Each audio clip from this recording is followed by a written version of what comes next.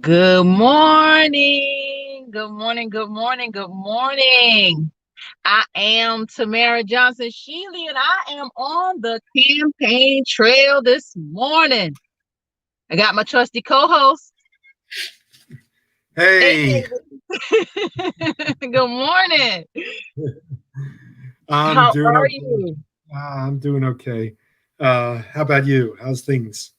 It's coming, David. It's a lot of work. It never, you Wow. just keep moving. You just keep moving. It's a lot of work, but we're almost there. Today is what day 3 days away. Sunday, Monday, Tuesday. 3 days Yeah, away. yeah, I'll take it. Look, 3 days away.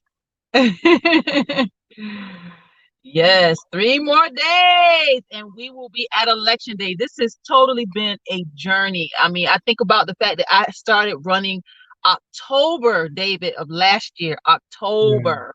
So I yeah, have literally been running for a year. But this is not my first campaign. So I've been running since 2014, yeah, 2016, 2018, now yeah, 2020. I don't quit, David. I don't quit. yeah.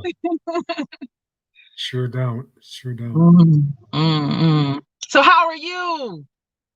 Well, I'm doing okay. I mean, it's um, pretty stressful. I'm a news junkie, and I listen to all of the craziness that's going on, the intimidation, suppression, um, manipulation of the vote. That's in the works. The Supreme Court, everything is just um, kind of nuts out there. And if you keep on listening to everybody um, who's both worrying and also trying to whip the voters into line to, keep.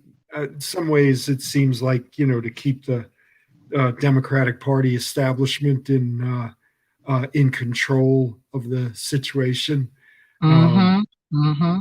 Mm-hmm. but there's an awful lot that's happening. I just was reading an article just before we came on in these times that says that Michigan, uh, that the Biden campaign is really weak in Michigan, and that slack is being taken up by a whole bunch of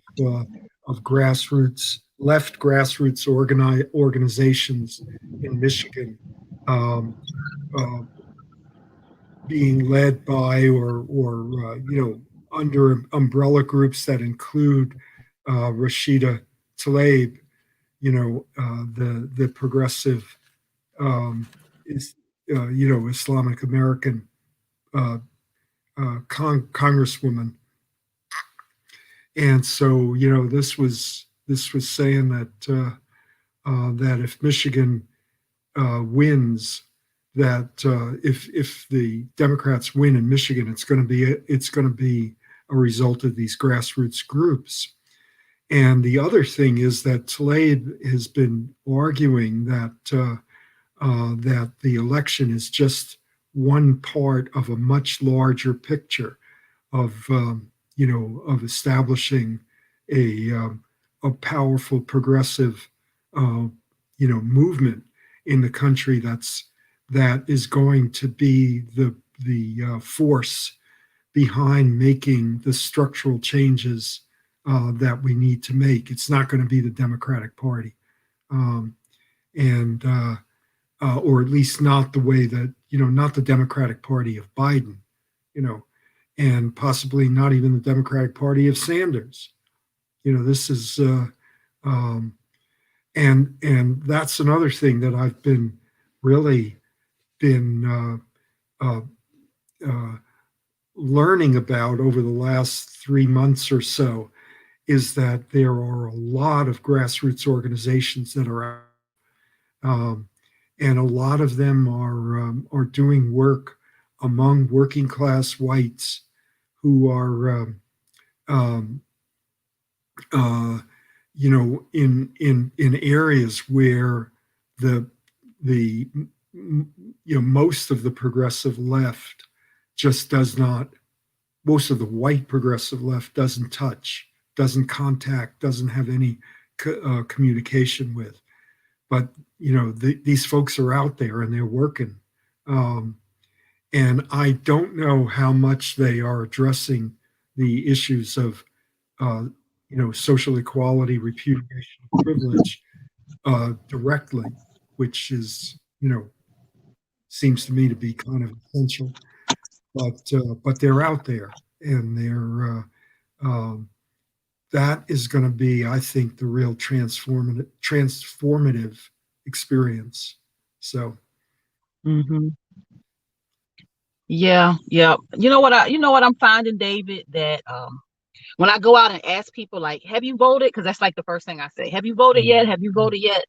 There's a lot of people that are still sitting on the fence. Even at this well, final hour, yeah, people are still like, am I really gonna vote? Do I really want to do this? And I can tell you it's the younger, what it seems to be though, is the younger yeah. voters, David. The younger Well, voters are that like, one lady actually said to me, she was like, I don't want to vote, a young voter. I don't want to vote for either of them. And I yeah, said, will you at least vote for me? And I gave her my card and she said yes. She said yes. yeah. I was just listening to MSNBC last night, and there's thank you, Kanisha. I voted for you too, Thank Tamara. you. I dropped off my ballot on Thursday, so Thank you. that's one thing. But I did hear on the news last night that the Biden campaign is very concerned about South Florida. Young African American voters are not turning out in the numbers that they were expecting, and you know. I mean, not only is Biden not, you know, not Obama, he's not very inspiring. And after 8 years of Obama, there's an awful lot of folks that are wondering if there's anything, um, uh, that could be done, uh, you know, within the Democratic Party. I mean, Obama, was really cool, Alberto. Yeah. So, I mean, there really there are things that are going on. I mean, it seems likely that although there's weakness, in the Biden campaign, um, because they really don't have a grassroots game, maybe. They don't have Uh, a it's I think it's missing personality. It's missing people don't feel no authenticity. It's missing it, it doesn't feel. I don't, the people that I'm talking to on the ground, they're not inspired. They're not running to the polls to vote. yeah, there's organizations now that are doing something called either deep organizing or deep canvassing, and they're really calling people up, and they're listening very carefully, like 15 minutes on the phone with folks. And there's something else called relational organizing, where there's an effort um, to get people's social networks engaged. Having people engage their own social networks. Um, and so there's a lot of that seems to be happening, uh, that is really under the radar. Not the big campaign. And the thing is that this election cycle is going to cost something like $14 billion.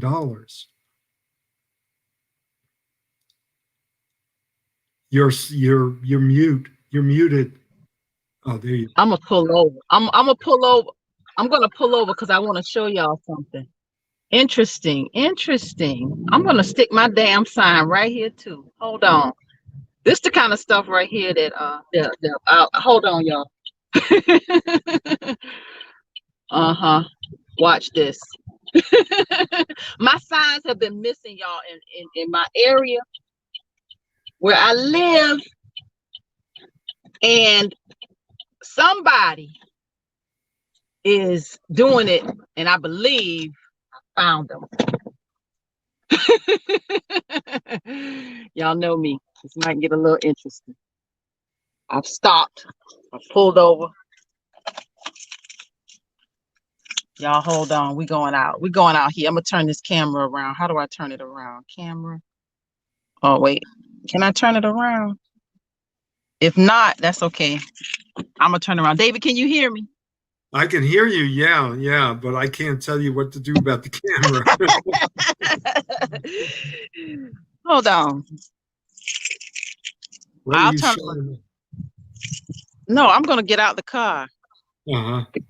and I'm gonna let you see. You got some sign wavers up here on this corner, right? But guess what? They got a bunch of Warnock signs. My signs have been missing in my neighborhood. Let me show you. Let me grab a sign out my trunk. Y'all hold on here.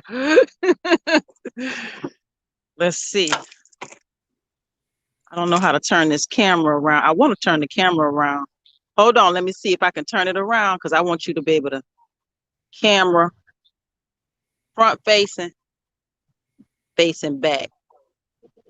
Yeah, y'all can see it now, I think. Can you hear me, David? Yeah. Can you see? Can you see? I can see the trunk of your car, yeah, Yes, that's what I and want the you to in the see. parking lot.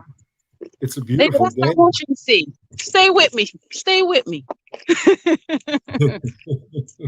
All right, here's some sign wavers up here. Like I said, my signs have been missing in my neighborhood. I'm not gonna stick any out here, but I'm about to get out here and wave with them. Stay with me, y'all. I'm walking. Mm-hmm. Stay with me. Look, I didn't have to go far at all. I wasn't invited to the party, but I'm gonna crash it. Good morning. How are you? I'm sure y'all don't mind. Good morning. Got you on live. Good morning.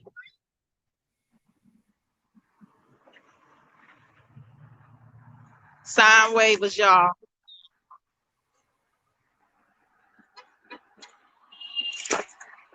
Here I am. Here we are. We're here too. We're gonna wave too. I left my mask in the car, but I'll stand back. Good morning. How are you? I wasn't invited to the party. Good morning. I see you got all the other signs. I figured I'd join y'all for a few minutes. They're not friendly at all. Party.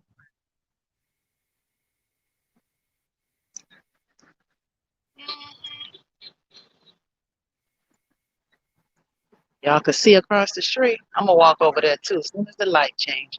Let me go get my mask, y'all. Stay with me. We're gonna walk across the street. Let me go get my mask. I'll be right back. Make that out. I think you said sleepy too. Hold on. Put this right here. Let me go get my mask so I can walk across the street and crash their party too. See, this is why. Let me turn my camera back around so y'all can hear me. David, can you hear me? Yeah, And see me? I can see you, hear you. So this is the kind of stuff right here. When Democrats play Democrats, they pick their candidates and they pick who they want to support. They weren't very friendly. Yeah. I don't give a thing. How dare I come up here with my Tamara Johnson-shealey sign when they got their Warnock signs up here. And Yeah. you wonder why people don't want to go to the polls and vote. I'm back, David. I'm back in my car. I came to get my mask because I'm gonna go across the street and crash that party too. Okay. As I was saying, there's $14 billion in campaign expenses that are, that are being spent over this election cycle. And I would say out of that, maybe 13 billion are going to professional campaign managers and staff, and to television advertising. Um, and the real work of organizing at the grassroots is being done by people who have, shoestring budgets, um, uh, because the most of that money is really being funneled to protect not only corporate, establishment, but also the whole campaign establishment, which is a big business now, Mm-hmm. billions of dollars. So, where we know that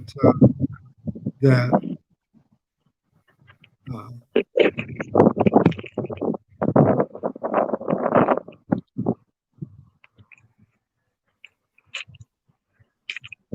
I'm just watching this now.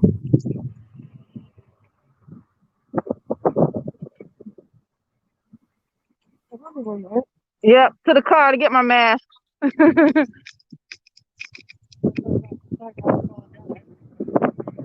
Oh yeah, I'm gonna go across the street for a few minutes, David, and then huh?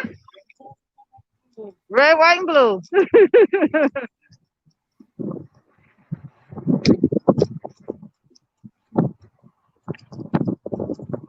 hmm So, Where are you, Tamara? huh?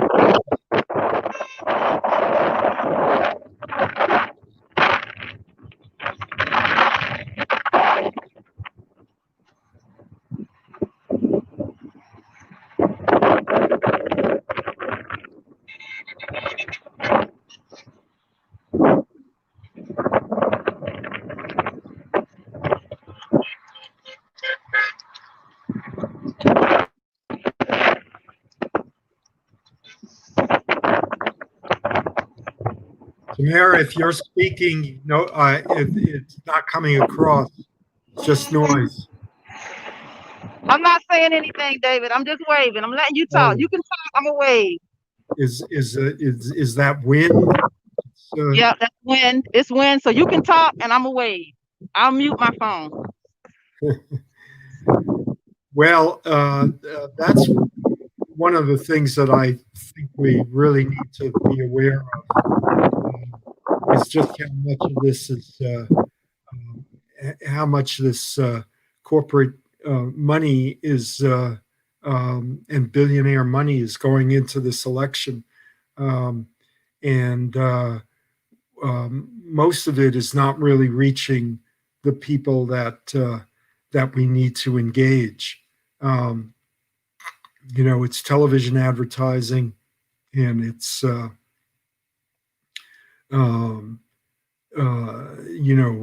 in investment in campaign managerial staff, which all runs on volunteer labor. It's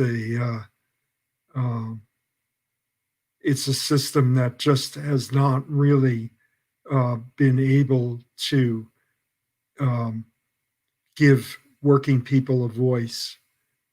We know that there are large majorities of people who are in favor of some kind of universal health insurance, um, paid for out of progressive taxes, um, and increased Social Security so that people have more security in their retirement, in their old age, um, and gun control, um, women's right to control their bodies, um, all of those things, LGBTQ rights, all of that are there are super majorities that are in support of that, and we know that the right has taken over the Supreme Court now. We don't know what's going to happen with that. Um, and whether the Democrats are willing to do something radical to change that balance of power. So we're really we need to build from the ground up, and we're not going to get the centrist corporate Democrats to finance that, because it's going to mean an end to their control over the Democratic Party. So we'll just have to see what's going to happen in the next few months after this election. And whether,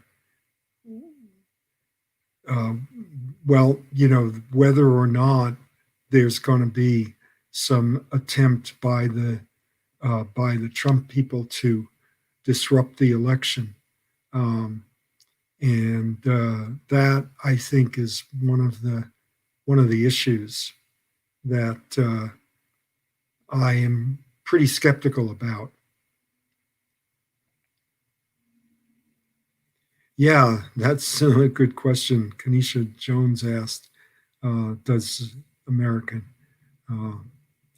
Well, and Adrian is saying, how can we even trust the process anymore?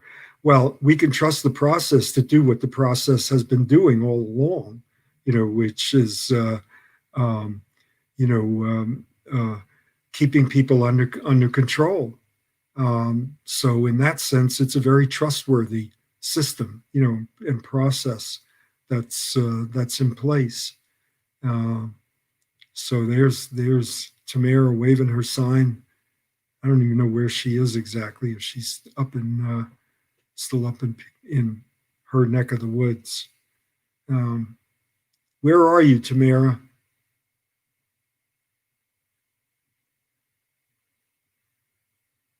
I don't even know if I'm being if this is coming through. I may be talking to myself. David, it's quite interesting out here. There's a lot of people on two corners.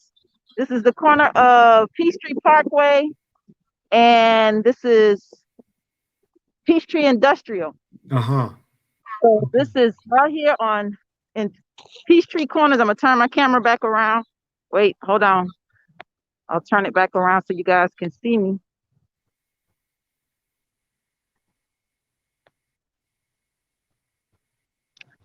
So yeah, like I said, my signs have started missing in my area. So I figured I'd just stop and wave for a few minutes. But David, I am headed your way because there's a lot of waving we could do together. Some different areas where I know people haven't voted. I think honestly, this area where I am, these people are voting in masses. But the people that are left to vote on Tuesday are more than likely minority voters, I believe, younger voters, I believe, people who are just not, concerned either way.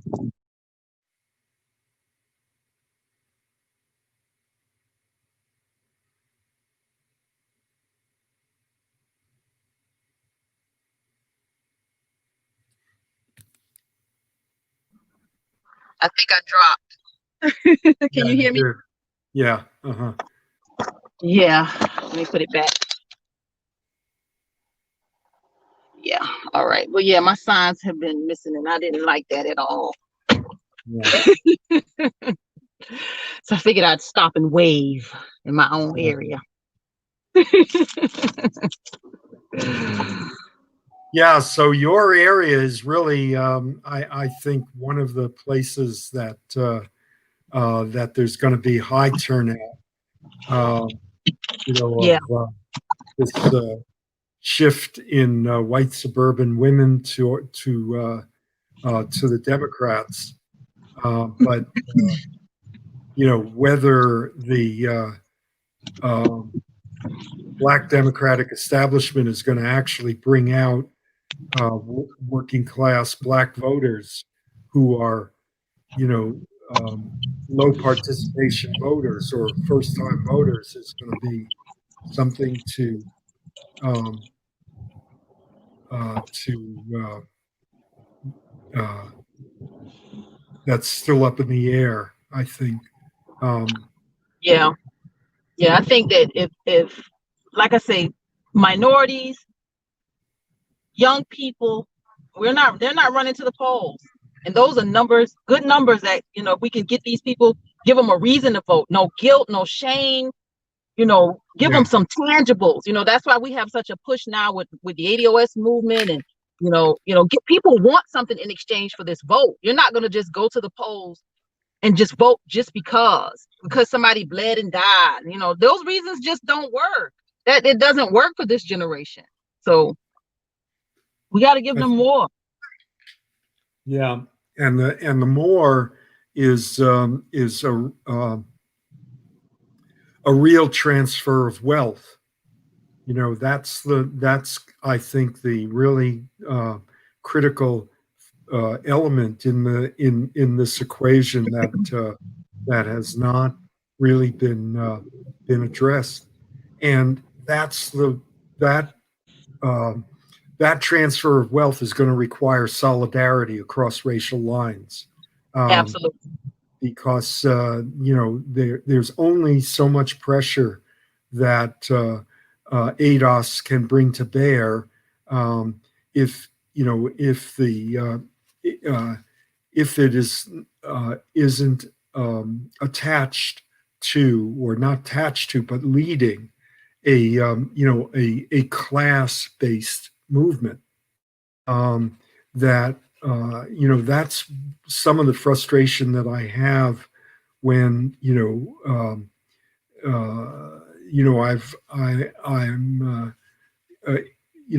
I think that uh, Ken Williams, for instance, has a really powerful analysis, but it does not really take into account how much potential there is in the class solidarity that we can establish as long as European American working people are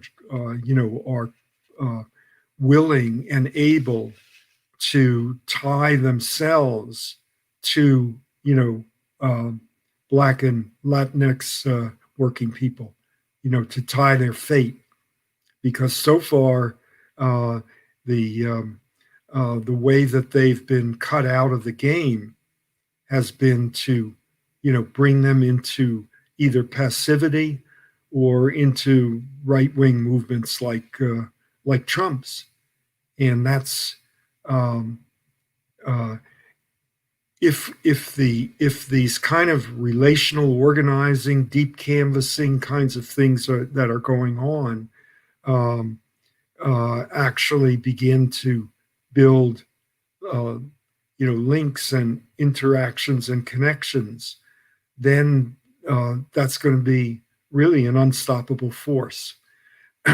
And we need to have wealth transfers, not just um, ADOS wealth transfers, but wealth transfers to working people as a whole. Um, we've got to get rid of the way that this system has been vacuuming up the profits of people's labor and concentrating it in a smaller and smaller group um, with a large but still tiny minority that are the enablers of the system. and of the billionaire uh, centered system. Um, and that's not going to happen just in Congress. It's not going to be by passing laws. It's going to be by people taking to the streets and by you know mass movements, strikes, um, civil disobedience, and resistance. There have been yard signs going up. Um, that quote John Lewis as saying the vote is the most powerful nonviolent means of expressing people's power. Um, I don't agree with that. It's the ability of people to engage in direct action that is more powerful. And I think that's much more of a lesson of the civil rights movement than the vote. Um, that's what got the vote, you know, was nonviolent direct action. And so I do think that um, there's movements afoot, and I think that that's going to be the next phase of things is going to be that. And the more I think that the Republican Trump forces try to manipulate what's going on, the more resistance there's going to be. And I don't think that the ruling elite in this country um, wants that kind of instability. They're really they're as frightened of what might happen, with Trump as they are of what might happen with the left. I think they're probably right now their decision is that the destabilizing effects on the right are more of a threat um, than the destabilizing effects of the left. But and they're also easier to contain. I mean, what's going on now seems to me to be something that is potentially unstoppable. And I'm not sure what Keisha is saying here about in time that wealth will be transferred. Um, that's what I think is going to happen.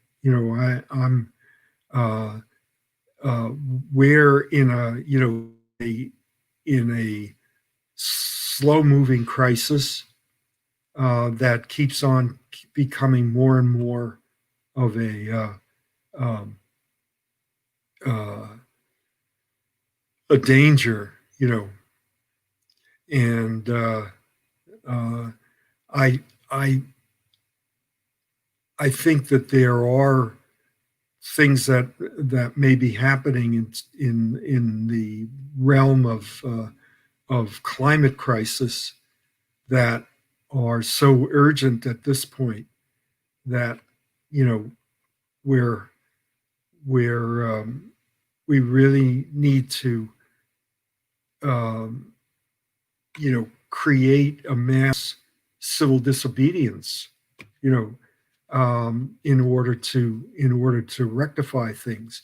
I mean, this country is at the core of a you know a pattern of denial. You know, denial ain't just a river in Egypt, right? uh, that is really threatening the planet. You know, um, and so much of what I mean, this is one of the things that I've been writing about. Is that so much of the climate denial really comes out of the way that the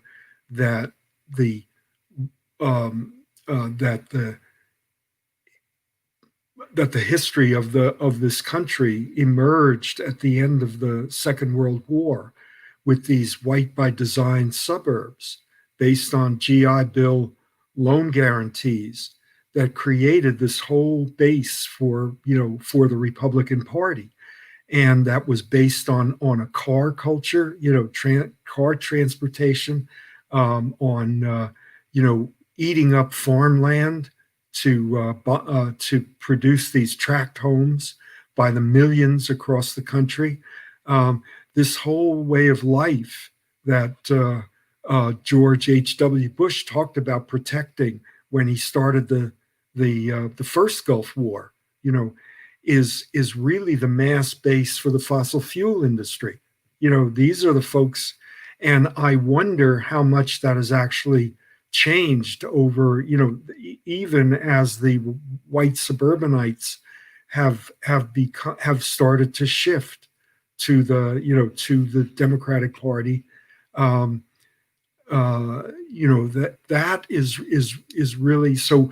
Where if you look back 2 generations, you can see, starting 2 generations ago, you can see the way in which this fossil fuel dominance um, uh, emerged from white supremacy, in effect. Um, it's still at the core of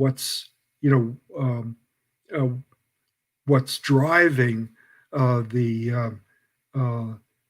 the differences, uh, the ways in which this country is so uh, uh, finds it so difficult to deal with issues that are right in front of our faces.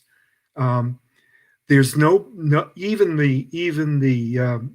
the environmental movement for decades was repeating the information that the United States produces 2.5 times the greenhouse gases per capita of any other wealthy industrialized country, and yet very few of the environmental movement thinkers and public intellectuals have really tried to explain that. And the explanation is that we ripped up the farmland, we put in these millions of tract homes, and tore down all of the ways in which the environment around the urban centers uh, was actually, you know, uh, neutralizing and counteracting the effects of the fossil fuel, burning of fossil fuels. So the whole way in which it's also private, automobile transport, it's trucking, it's the interstate highway system, which also destroyed neighborhoods in the inner cities. Um, you know, the per capita carbon production of urban areas, of densely packed urban areas, is much smaller than the per capita production of greenhouse gases in these suburbs. And on top of that, the whole food supply has been shifted to concentrated corporate, agriculture.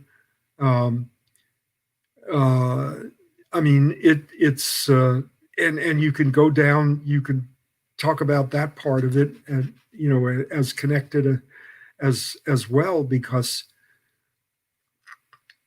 those changes also mean that we have this monoculture agribusiness that is uh, uh, degrading our food supply.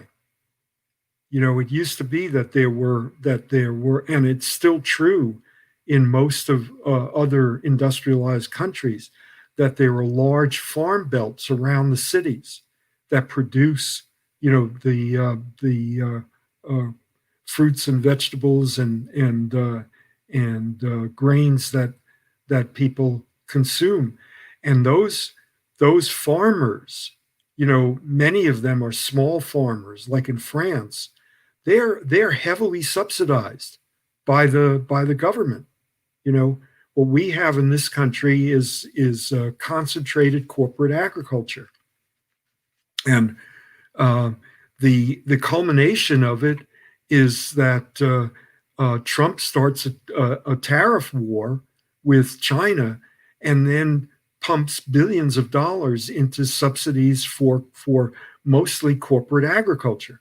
So the middle sized farms are dying the way that small farms died, you know, 30, 40, 50, 60 years ago. And part of that destruction of the small farms was the white supremacy of the agricultural agencies that killed off the black farmers. You know, um, uh, who lost 90% of their land over the course of the last two generations. So there's an intimate tie between corporate agriculture, the degrading of our food supply, uh, and white supremacy, and on the other hand, the uh, the the decline in the nutritional content of our food supply. You know, so that we now have this mass obesity. We have, you know, an extremely vulnerable population, vulnerable now to the COVID. You know, um, and and there again, it's unequal. You know, it's primarily people of color and poor white working people who are the ones who are nutritionally deprived and immunologically compromised. So, you know, that's another big part of the basis for solidarity between you know, African American and other people of color, working people, and European Americans. We're being poisoned. You know, and our immune system's compromised by by fast food and corporate farming, and the lack of a real connection between farmers and the people who they grow their food for. So um, that's a big part of people's day to day lives that is really being you know compromised by this whole system. And to bring it back to the election, um, we've had uh, decades now in which the addressing the climate and the production of greenhouse gases has simply been put on hold.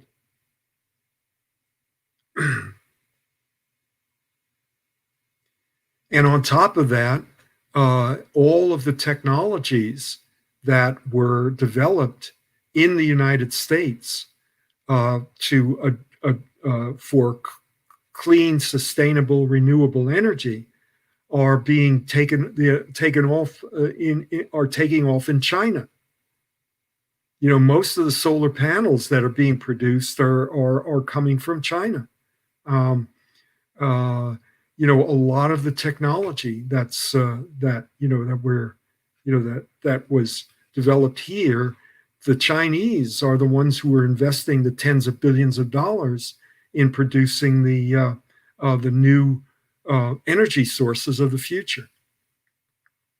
And in this country, we have the potential for millions of working class jobs in renewable energy, um, and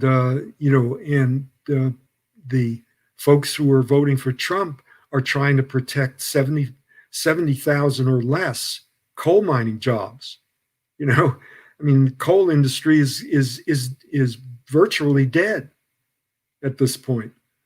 You know, so uh, uh, it's it's an extraordinary um, um, I don't know what to call it exactly, sleight of hand, that's being done to people in this country. And, every year it becomes more expensive by, exponentially more expensive to address the climate.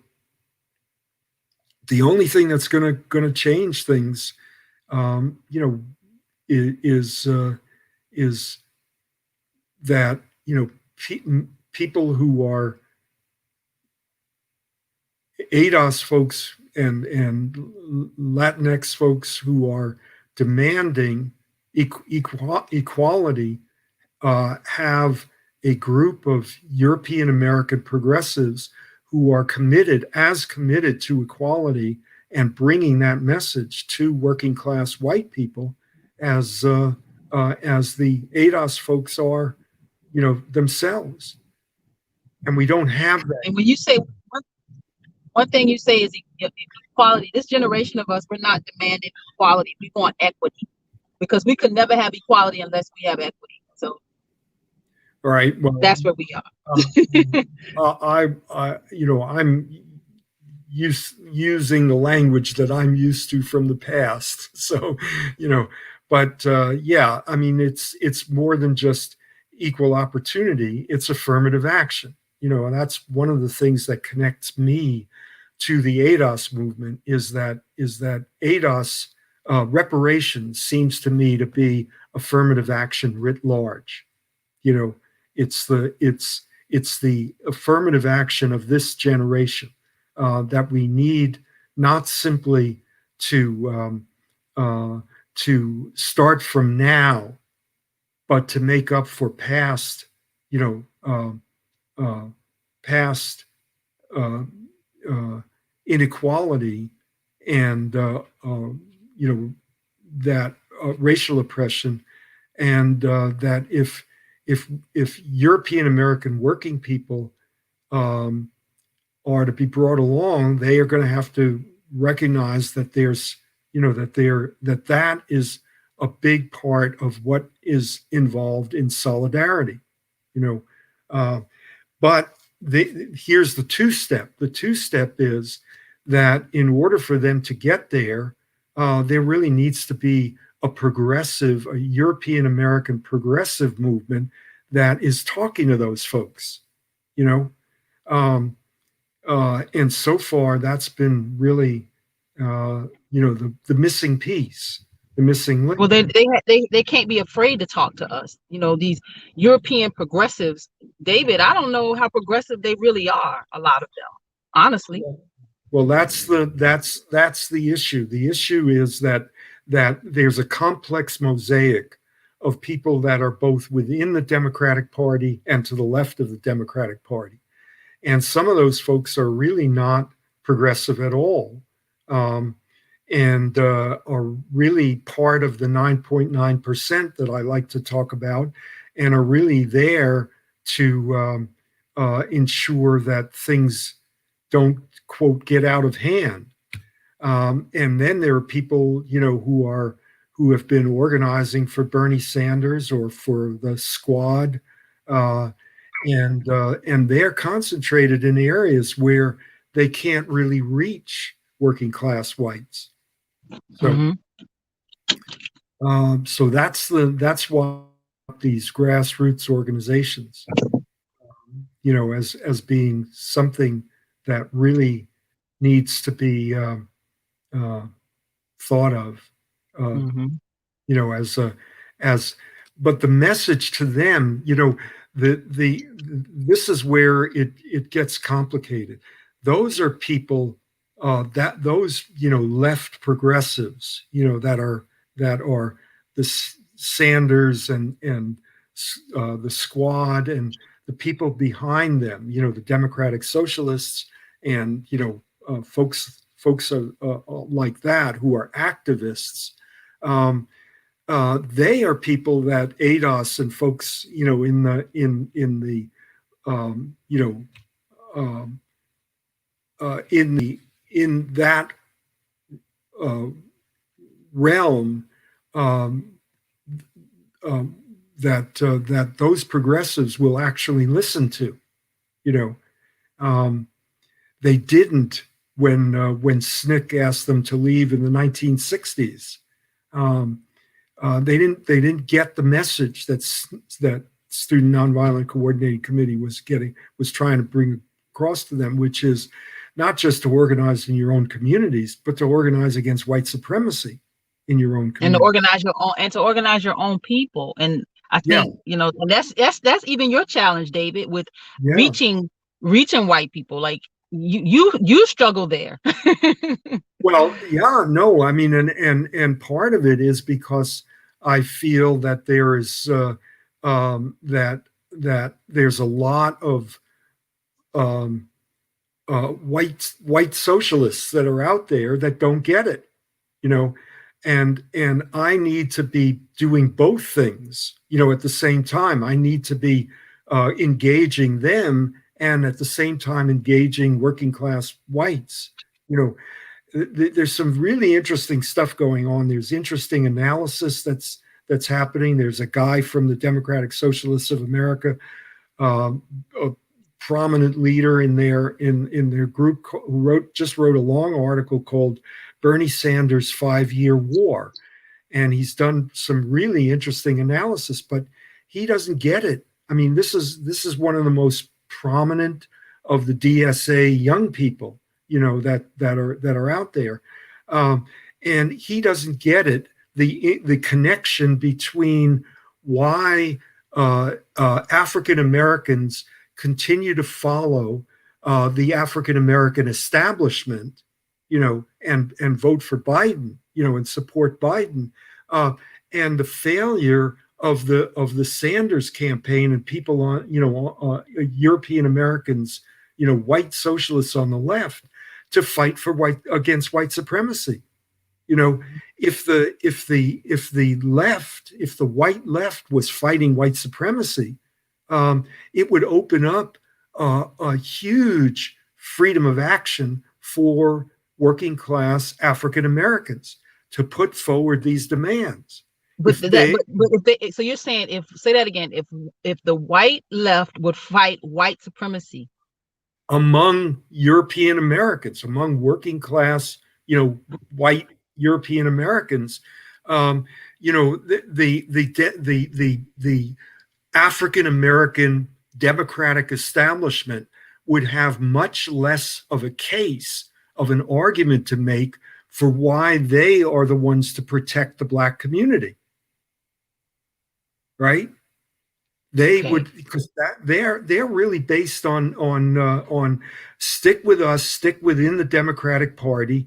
We will protect you from these horrible Trump people, right? So who say From that the again? white. So who is that? Who say that part again, David? I'm It's trying to keep up with you. complicated. Yeah, it's Yeah, it is. complicated. It's huh? I say it's very complicated.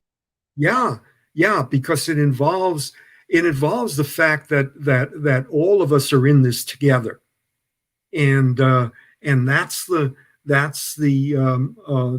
big issue, and it involves people understanding class interests.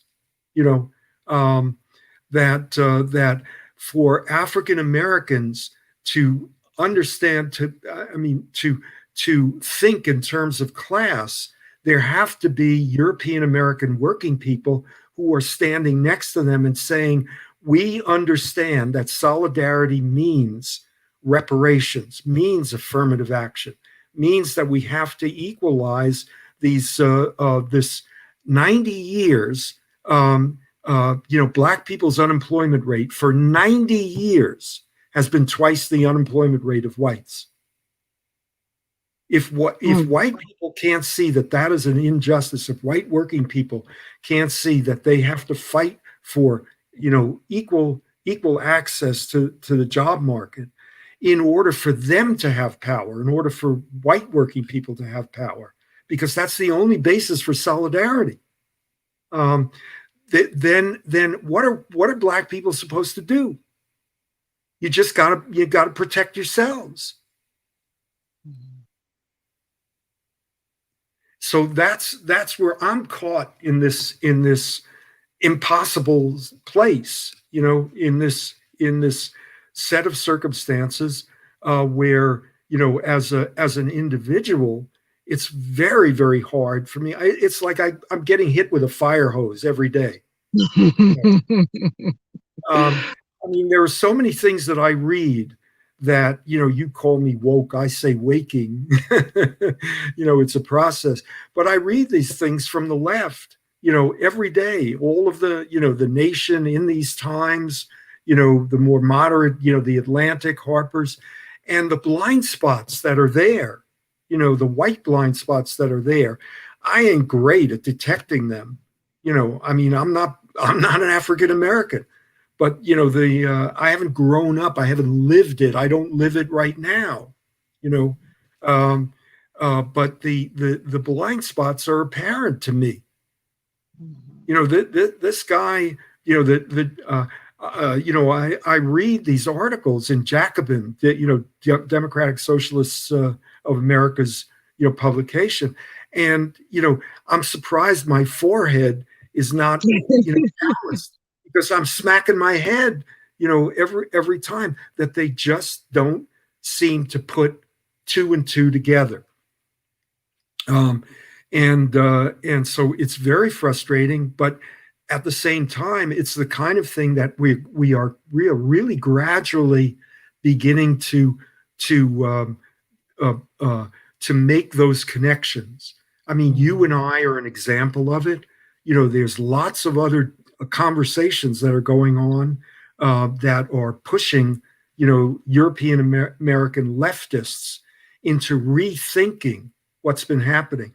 I mean, they've been beating their heads against the wall. This is, Einstein's definition of insanity. Keep doing the same thing over again and expecting different results. You know, and it's true of Sanders. As much as it is of the DSA and of everybody, that's in the progressive left, that we have lost the base, the natural, normal base for the left, the white left in this country, which is working class whites. And the reason for it, I mean, in the unions, the unions have been nearly destroyed. And at the core of why the unions have been nearly destroyed is the lack of solidarity across racial lines within the unions. Uh-oh, getting the feedback. Can you hear me, David? Yeah, I can't. You're cutting in and out. Yeah, I was saying I've heard lots of stories about unions and how, the racism exists inside of the unions. I've heard lots of stories. Yes, yeah, and it goes all the way back. It goes all the way, I mean, into the 19th century. But even those radical unions that got organized, the industrial unions, the CIO, Congress of Unions, in the 1930s, they had built into them inequalities and blocks to access to jobs to African Americans. And I mean, this is a long, complicated story that I'm trying to write down, but it's even those unions like the UAW, the auto workers, where their leaders were marching with Martin Luther King. Mm-hmm. Their front face, their public face was that they were in support of civil rights in the 1960s and 70s and onward. But their private face, what was going on behind the scenes, was very different. I mean, the skilled jobs within the auto plants were almost entirely white. Machinists and electricians and plumbers and all of those people that keep the assembly lines running were the highly skilled jobs, and that not only they used apprenticeships to block black people from getting the jobs. The UAW had a system in which if you shifted from one department to another, you lost your seniority. You had to start Mm-hmm. over, which Mm-hmm. meant that wherever the black folks ended up, and they generally ended up in the dirtiest, most dangerous jobs. And on top of that, the ones that were shut down for layoffs more than, you know. So, Yeah. you know, Yeah. that all of that was there was no house cleaning that went on. There was no Yeah. affirmative action, you know, Mhm. and we're talking about decades of it. Yeah. So So David, we're at the top of the hour. I thank you for ride this ride along. This ride and ride die, along. ride or die, right? We're Ride or doing ride or die. die. For this ride or die broadcast. I'm actually in front of your door, David. So Oh, we really? yeah, I am. I did finally make it over here. Yeah, Huh? I did finally. I said I did finally make it over here at least. Yeah. Okay. Well, I'll come down and we'll give each other a distance hug or whatever. Yeah, And, yeah. but Well, I thank you, think this. everybody. It's we got about what 3 more days? Sunday, Monday, Tuesday, 3 more days, and we have a race to win. We are almost there. This has been a journey.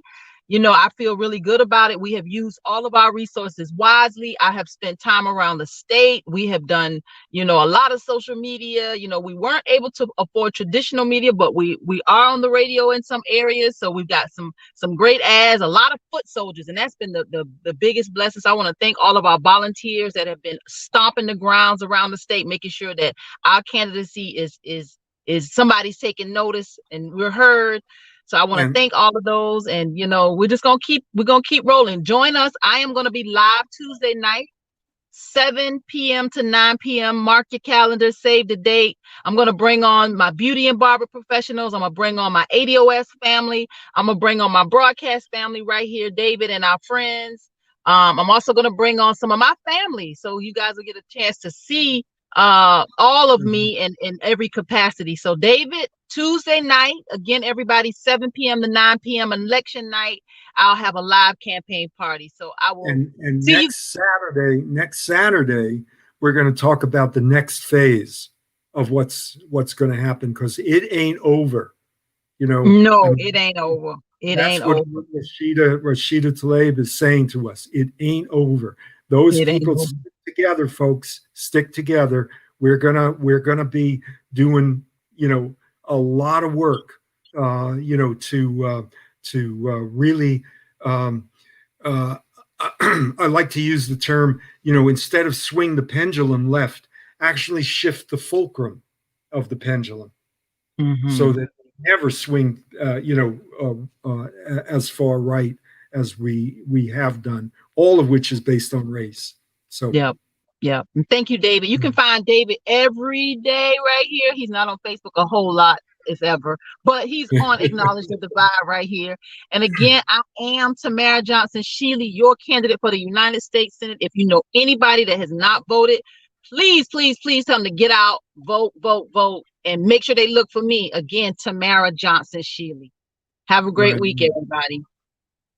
And I'm going to do a new slogan: "Solidarity forever means white privileges never." All right, David.